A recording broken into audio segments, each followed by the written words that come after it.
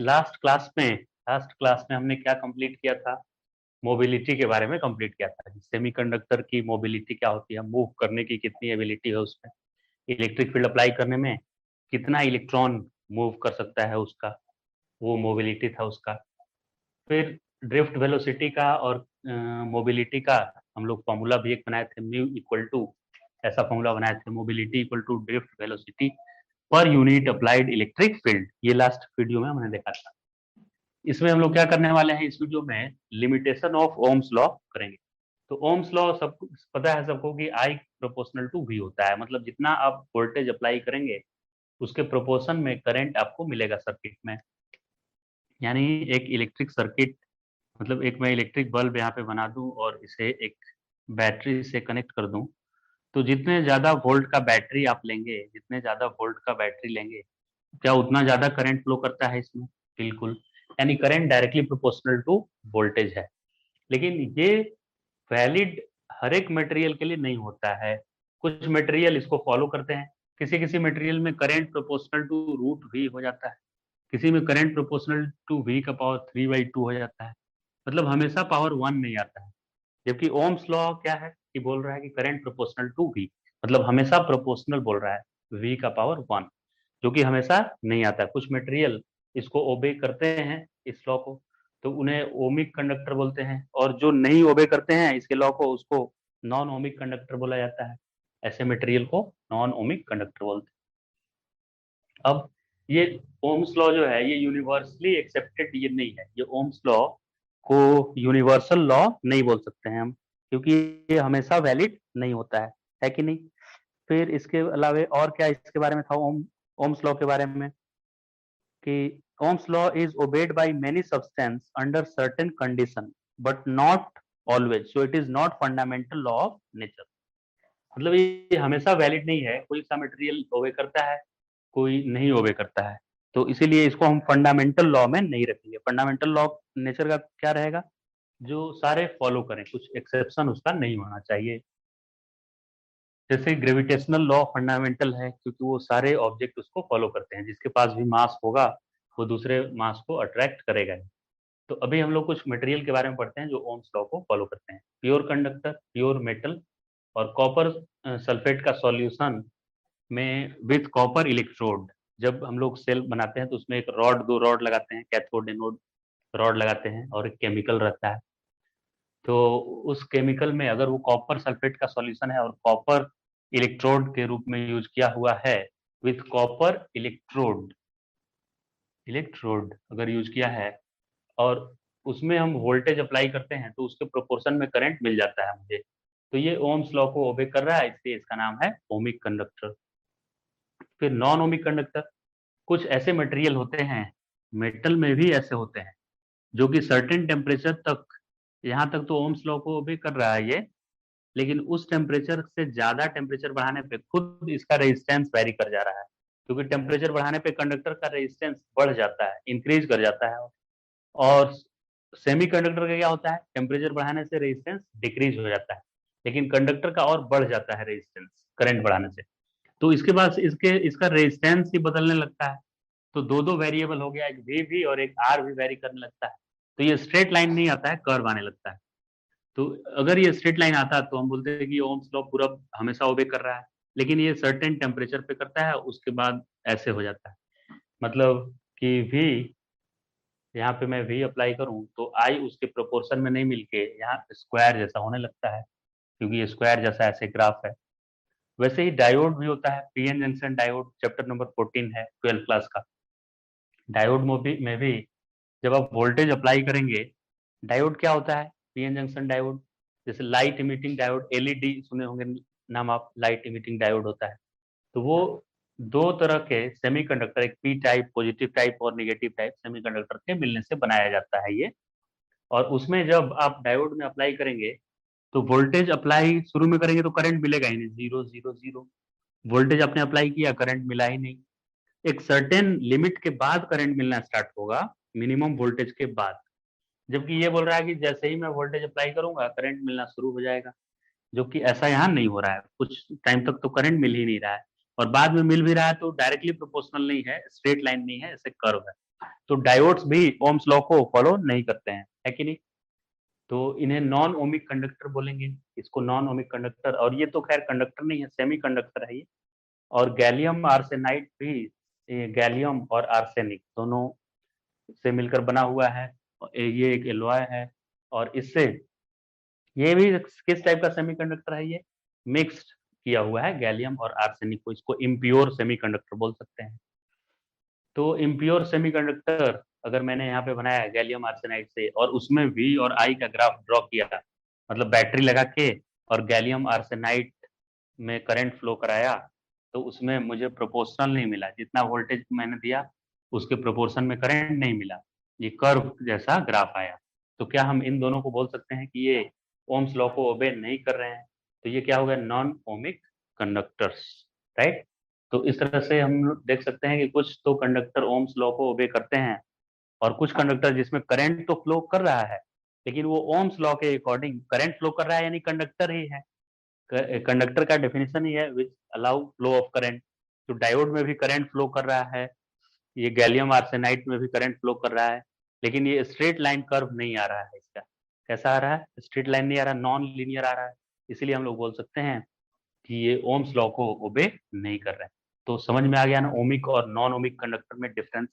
Ohmic conductors वो conductor हैं जो वोल्टेज अप्लाई करने पे उसके प्रोपोर्शन में करंट देते हैं, डायरेक्टली प्रोपोर्शनल होता है। नॉन ओमिक कंडक्टर ऐसे कंडक्टर्स हैं जिनमें करंट तो फ्लो हो रहा है, इसीलिए कंडक्टर है वो, लेकिन V प्रोपोर्शनल टू I नहीं है, वो एक दूसरे के पावर 1/3 ऐसे रिलेटेड है, या रूट के प्रोपोर्शनल है, डायरेक्टली प्रोपोर्शनल नहीं है।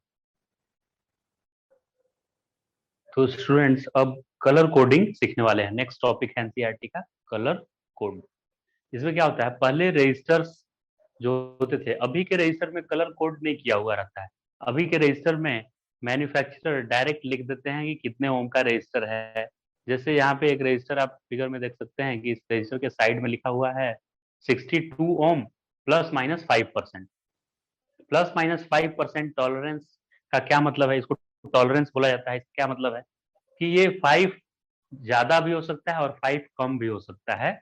डिपेंड करेगा कि वो टेम्परेचर कैसा है, इसके सराउंडिंग में वेदर क्या है, इन सारे फैक्टर पर भी डिपेंड कर सकता है।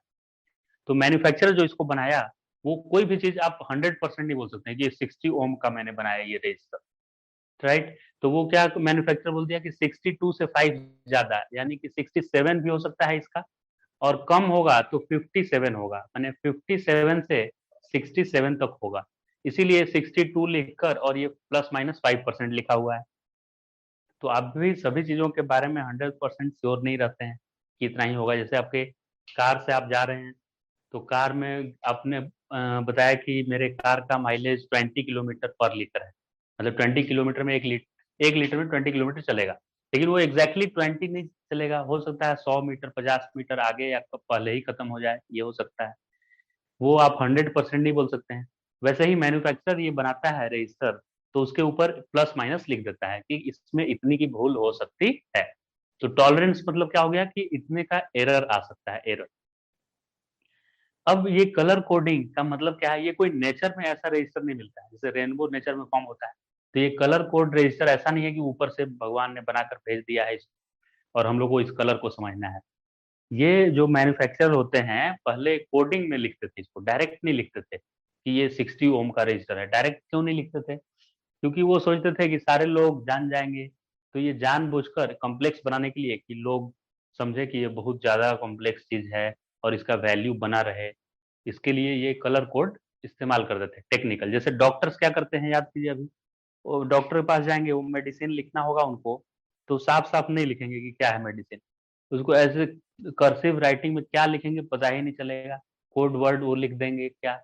वो जो बेचने शॉपकीपर है वही खाली समझ पाएगा, मेडिसिन वाला, मेडिकल स्टोर वाला, कि क्या इसमें लिखा हुआ है। वो डॉक्टर भी चाहते तो अच्छे से हैंड राइटिंग में लिख लेते कि आम आदमी पढ़ता उसको। तो वो जानबूझकर कि एक बनाए रखने के लिए कि ये डॉक्टर है, ऐसा है लिखा, एक मार्केट में अपना नाम बनाए रखने के लिए कि ये कुछ आम आदमी से अलग है, वो ऐसे करते थे। तो पहले मैन्युफैक्चरर भी कोडिंग डाल देते थे, चुपचाप उन्हें लिख देना चाहिए कि ये कितने ओम का रजिस्टर है, कोई लफड़ा ही नहीं रहता। तो वो पहले क्या करते थे, कोड दे देते थे उसके ऊपर और इस कोड का कुछ मीनिंग होता था कि ऐसा का मतलब ये होता है, और उस कोड को समझने के लिए आपको कुछ याद करना पड़ेगा कि ब्लू कलर के लिए क्या नंबर वो लिखे हुए थे, कोडिंग बनाए हुए थे, ग्रीन कलर के लिए क्या कोडिंग बनाए हुए थे। तो कोडिंग डिकोडिंग ऐसे भी आप पढ़े होंगे।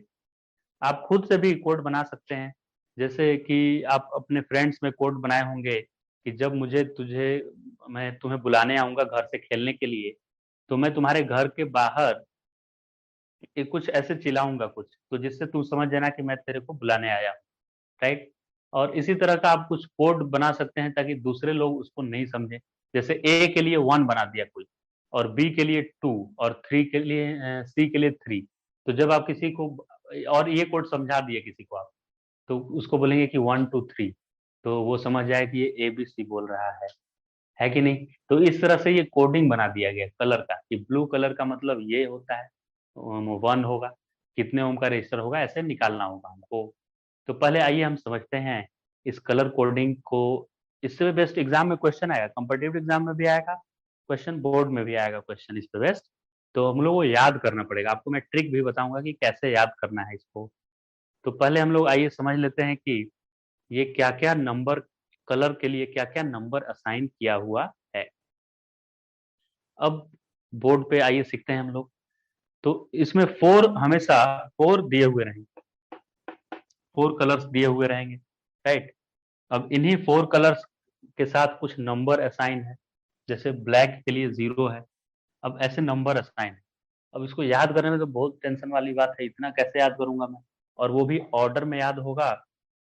ये ऑर्डर में याद होगा तब सही है, नहीं तो बीच बीच से तो हो ही नहीं पाएगा। तो याद करने के लिए क्या बनाया जाता है, सॉरी, बीबी रॉय, ROY, रॉय होता है, एक टाइटल होता है रॉय। जैसे और क्या क्या होता है बताइए, टाइटल नेम के आगे क्या होता है। नेम के आगे होता है पांडे होता है, तिवारी होता है, सिंह होता है, ये सब होता है ना टाइटल नेम के आगे। और श्रीनिवासन होता है, और क्या क्या होता है, इस तरह का टाइटल होता है। तो रॉय भी एक टाइटल होता है। तो बीबी रॉय ऐसे याद करेंगे, स्टोरी से बीबी रॉय मतलब पहले ब्लैक है, फिर ब्राउन है, फिर रेड है, BBROY, बीबी रॉय ग्रेट ब्रिटेन। और वी मतलब क्या रखना चाहिए मुझे, इस तरह का स्टोरी बनाना होता है। Great Britain very good wife, great Britain मतलब BB BB Roy great Britain very good wife. और लास्ट में ये तीनों याद कर लीजिए, gold silver very good wife. तो वाइफ को क्या पसंद है, गोल्ड पसंद है ना। जितनी भी वाइफ होती हैं, तो वो अपने हस्बैंड से हमेशा बोलती हैं मुझे गोल्ड चाहिए, ऐसे बोलते रहती हैं। तो वाइफ, जैसे ही वाइफ का नाम आया, तुरंत गोल्ड का नाम आ जाएगा, गोल्ड चाहिए उन्हें। तो याद हो गया कि नहीं, BB Roy great Britain very good wife gold. और जो बच गया गोल्ड के बाद क्या, याद हो गया। अब ऐसे इसको ऑर्डर में याद करना है, 0 से स्टार्ट होगा, 0 1 2 3 4 5 6 7 8 9, 9 तक होगा। तो यहाँ पे जो भी कलर दिया होगा, उसके लिए आपको एक नंबर असाइन किया हुआ रहेगा। जैसे इसका रजिस्टर कितना है, मैं निकालना चाहता हूँ कि इसका रजिस्टर कितना है। तो जो फर्स्ट कलर होगा ना, किधर से, लेफ्ट से राइट चलना है। जैसे लिखते हैं हम लोग, तो अपने नोटबुक में लिखते हैं तो लेफ्ट से राइट चलते हैं ना, ऐसे राइट से लेफ्ट ऐसे थोड़ा ही लिखते हैं, ऐसे थोड़ा लिखते हैं, ऐसे लिखते हैं, लेफ्ट से राइट ऐसे लिखते हैं। तो लेफ्ट से राइट चलेंगे ऐसे। अब ये सच में आपके पास रजिस्टर होगा तो कैसे पता चलेगा कौन लेफ्ट कौन राइट, इसको ऐसे कर देगा कोई। तो उसमें मार्किंग किया हुआ रहता है कि किधर से काउंट करना है, यहाँ पे ऐसे मार्किंग किया हुआ रहता है। तो लेकिन नोटबुक में तो लेफ्ट से राइट ही करना है, राइट। या बुक में या एग्जाम में क्वेश्चन आएगा तो ऐसे फोटो ही आएगा उसका, तो उसको लेफ्ट से राइट करना है। तो पहला कलर है रेड, रेड के लिए 2 लिखा हुआ है। तो मैं इसका रजिस्टर, ये जो भी रजिस्टर है, इसका रेजिस्टेंस मैं लिखूंगा रेड। पहले क्या है, रेड, रेड के लिए 2 है, तो 2 लिख दिया मैंने। फिर दूसरा कलर क्या है, ये पहला कलर है, दूसरा कलर फिर से रेड है, तो फिर से मैं रेड है तो 2 ही लिखूंगा। दूसरा कलर रहता तो कोई और लिखता मैं यहाँ, तो फिर से मैं 2 लिख दूंगा। मतलब शुरू का 2 नंबर आपको एज इट इज लिख देना है। फिर थर्ड नंबर क्या लिखना है, 10 का पावर लिखना है, 10 टू द पावर। तो थर्ड नंबर में भी रेड है, तो रेड के लिए 10⁻² है। जितना नंबर है 10 का पावर उतना ही है, उसको अलग से याद करने की जरूरत नहीं है। जितना इधर नंबर है साइन, उस 10 का पावर उतना ही उधर है। तो 10 का पावर रेड के लिए कितना है 2, यानी इसका रेजिस्टेंस, ये जो भी रजिस्टर है इसका अंदर ऐसा मैन्युफैक्चरर ने बनाया है कि इसका रेजिस्टेंस करंट फ्लो कराने पे ये कितना रेजिस्ट करेगा, 22 इंटू 10⁻²। अब इसका टॉलरेंस भी होता है, टॉलरेंस मतलब ये 100% श्योर नहीं है कि इतना करेगा, इसमें थोड़ा फ्लक्चुएशन आ सकता है, थोड़ा कम ज्यादा हो सकता है। कितना कम ज्यादा हो सकता है, टेम्परेचर वेरिएशन के कारण, वेदर में चेंज होने के कारण।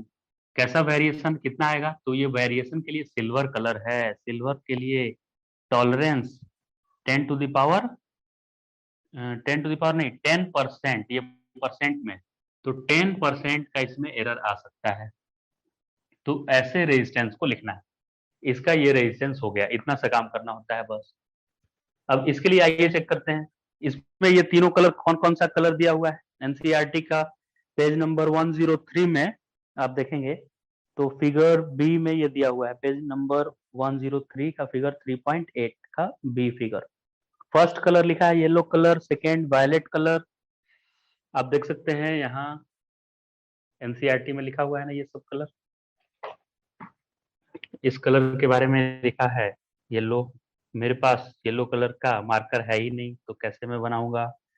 फिर वायलेट कलर का है, फिर कौन सा है कलर, ब्राउन कलर का है, और लास्ट में ये गोल्ड है। इसका रेजिस्टेंस लिखकर दिखाइए तब मानेंगे।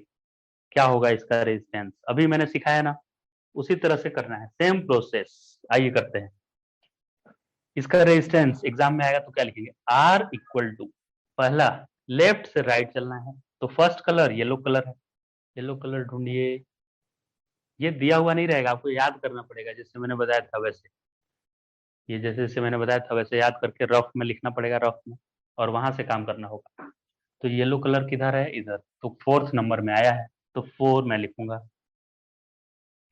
फिर वायलेट कलर है, वायलेट कलर के लिए कौन सा है, वी 7 है, तो यहाँ 7 लिख देना है। मतलब शुरू के दो कलर का कोई लफड़ा ही नहीं है, बस ऐसे ही रख देना है। इनटू थर्ड कलर 10 के पावर में करके लिखना है, थर्ड, फर्स्ट सेकेंड थर्ड।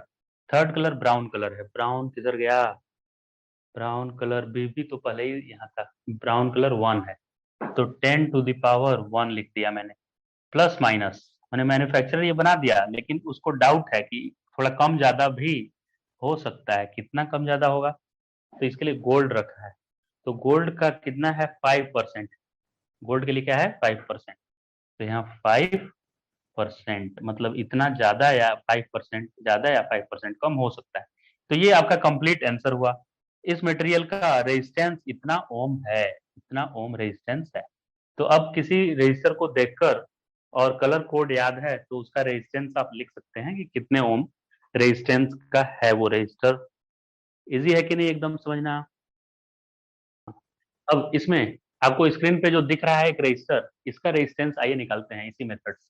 तो इसको आप देख सकते हैं कि इसका फर्स्ट कलर ब्लू कलर है, तो ब्लू कलर के लिए अभी हमने, ब्लू कलर फर्स्ट कलर है ना इसका, तो ब्लू कलर के लिए अभी हमने क्या पढ़ा था, याद कीजिए। ब्लू कलर के लिए कौन सा नंबर था, बेबी रॉय, ब्लू किधर गया, blue blue, black orange green, 6 number में ब्लू है, 6।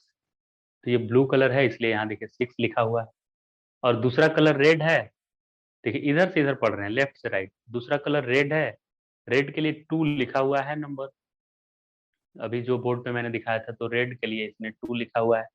और थर्ड कलर ब्लैक है, तो ब्लैक कलर के लिए 0 है, सबसे पहले ब्लैक था, तो ब्लैक कलर के लिए 10 का पावर 0 है, तो 10 का पावर 0 मतलब 1, तो इन 10⁻0 में लिखूंगा तो 1 आएगा, तो 1 लिखने से कोई फर्क नहीं पड़ेगा, इसलिए 10 का पावर कुछ भी नहीं लिखा हुआ है, क्योंकि ब्लैक के लिए 0 नंबर था साइन, और 10 का पावर 0 लिख देंगे तो 1 हो जाएगा। प्लस माइनस टॉलरेंस गोल्ड है, लास्ट में क्या है, गोल्ड है, येलो जैसा दिख रहा है लेकिन वो गोल्ड है, तो गोल्ड है तो उसका टॉलरेंस क्या होगा, गोल्ड का 5% था, तो इसीलिए इसने लास्ट में 5% लिख दिया है। तो इस तरह से आप रजिस्टर कितने ओम का है ये एग्जाम में पता कर सकते हैं। देखिए फिर है temperature dependency of resistivity. Material की रेजिस्टिविटी कैसे टेम्परेचर पे डिपेंड करता है, ये हम लोग सीखेंगे। तो पहले हमने ये देखा हुआ है, ये ड्रिफ्ट वेलोसिटी वाला वीडियो में देख लीजिए कि रेजिस्टिविटी होता है m upon N E square tau.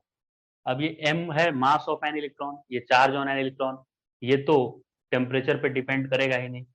Number of free electron per unit volume, वो भी टेम्परेचर पे डिपेंड नहीं करेगा। मटेरियल में कितने इलेक्ट्रॉन हैं पर यूनिट वॉल्यूम, वो अगर हाई हाई टेम्परेचर कर देंगे तो ऑब्वियसली नंबर ऑफ इलेक्ट्रॉन ज्यादा फ्री हो जाएंगे, तो ये इंक्रीज या डिक्रीज कर सकता है। अब टाउ में भी फर्क पड़ेगा, रिलैक्सेशन टाइम, ज्यादा टेम्परेचर होगा तो इलेक्ट्रॉन्स में ज्यादा कोलिजन होगा, तो उनको रिलैक्स करने के लिए टाइम नहीं मिलेगा, तो रिलैक्सेशन टाइम और ये एन वेरी कर सकता है मटेरियल में। तो इनके वेरिएशन के अकॉर्डिंग ऐसा रिजल्ट आता है कि इसका वैल्यू क्या होगा, रो टी। ये सब क्या क्या है मैं बता रहा हूँ। रो टी मतलब resistivity at any temperature T, किसी भी टेम्परेचर पे रेजिस्टिविटी पूछेगा मटेरियल का क्या है। तो इनिशियल टेम्परेचर आपको पता होना चाहिए उसमें, रो नॉट मतलब किसी इनिशियल टेम्परेचर पे, जैसे एग्जांपल अगर मैं ले लूं, तो अगर ये 0 डिग्री पे टेम्परेचर पे दिया हुआ है किसी मटेरियल का रेजिस्टिविटी, और आपसे पूछा है 20 डिग्री पे बताइए कि कितना रेजिस्टिविटी रह जाएगा उसका, तो 0 डिग्री पे जितना है वो पुट कर दीजिए, 1 plus alpha temperature coefficient of resistance, ये गिवन होगा, कांस्टेंट है ये, into T minus T not. T वो टेम्परेचर जिस पे आपको रेजिस्टेंस पूछा गया है, 20 डिग्री पे पूछा गया है, और टी नॉट इनिशियल टेम्परेचर जो कि 0 डिग्री था। ये सारा वैल्यू पुट कर देंगे, ये भी गिवन होगा, ये कितने डिग्री पे टेम्परेचर निकालना है ये भी गिवन होगा, ये गिवन है, तो ये मिल जाएगा ना। और क्वेश्चन में क्या कर सकता है वो, कि ये वाला ही गिवन होगा और कभी कभी ये टेम्परेचर पूछ देगा आपसे, ऐसे वेरिएशन ला सकता है। तो 1 2 3 4 5, 5 यहाँ पे वेरिएबल्स हैं, इनमें से हमेशा 4 गिवन होगा और एक अननोन होगा।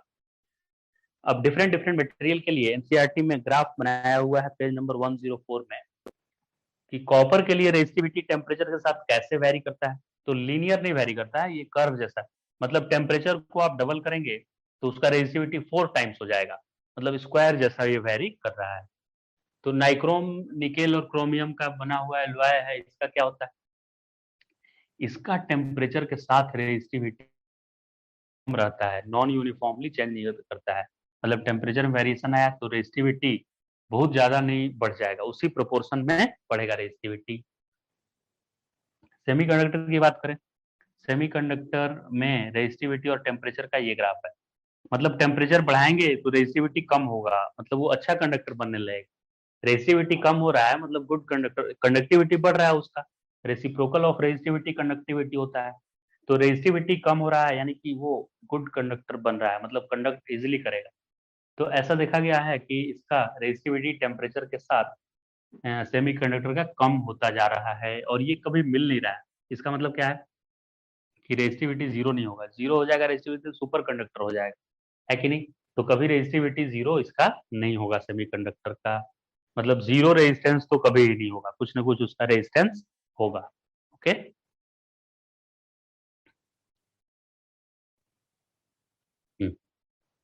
तो ये एनसीईआरटी का क्वेश्चन है, पेज नंबर 105 का एग्जांपल 3.3।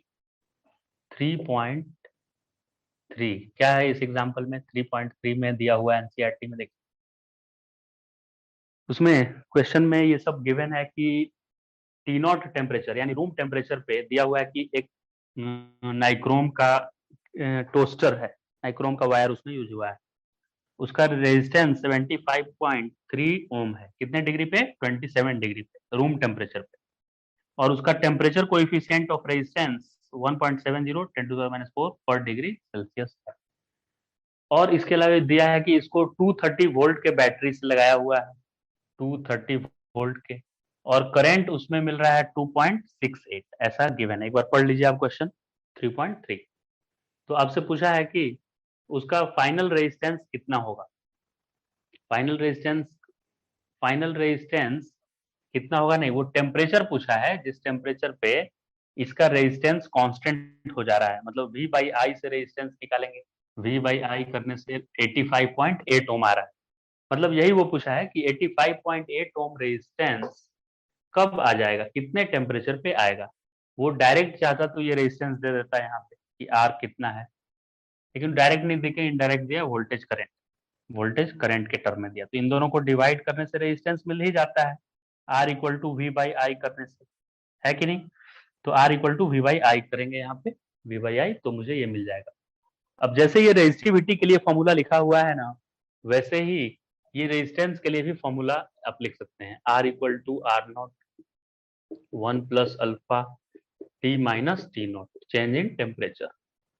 आर देखिए अभी अभी मैंने निकाला 85.8 ब्रैक equal to R naught, initial temperature 27 degree पे 75.3 ओम था, 75.3 ओम, ब्रैकेट में 1 प्लस अल्फा भी देखिए दिया हुआ है 1.7 10 to the power minus 4, 1.70 10 to the power minus 4, और अल्फा डेल्टा टी कितने का वेरिएशन है, तो ये फाइनल पूछा है कि कितने टेम्परेचर पे रेजिस्टेंस इतना हो जाएगा 85.4 85.8 हो जाएगा कितने टेम्परेचर पे, तो ये अननोन है। टी माइनस टी नॉट कितना है 27 डिग्री दिया हुआ है, देखिए initial temperature T not 27 degree given है। अब इसमें आप देख सकते हैं एक ही वेरिएबल मेरा खाली है टी, इसको आप सॉल्व करेंगे तो टी का वैल्यू आपको दिया हुआ है आंसर 847 डिग्री सेल्सियस आ जाएगा, 847 डिग्री सेल्सियस टेम्परेचर आ जाता है। कितना सिंपल है ना न्यूमेरिकल, एक ही अननोन है और बाकी सारे क्वांटिटीज गिवन है।